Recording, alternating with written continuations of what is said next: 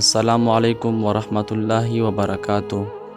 یو افسوسناک خبر تاسو ته درکوم چې د باجوړ په سیمه د ډمډوله په علاقه کې یو افسوسناک واقعه مخې ته راغلې ده چې د پخواني سینیټر هدایت الله په بم دماکه کې شهید شوی دی.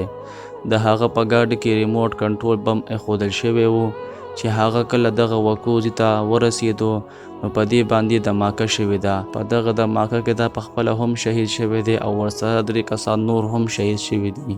په سوشل میډیا باندې خلکو ډیر د غم اظهار کړی دی او دعاګانې کړي دي چې الله تعالی دې د هغه جهان ښکلی کړي.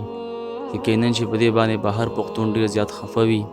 دا په باجوړ کې انتخابي ریلي چې کوم ځای کې دا د هغې ته روانو او په لاره کې پرې دماکه وشوله او شهید شو. نو دا وه زمونږ نننۍ ویډیو. تر بلې ویډیو پورې د لوی الله په امان.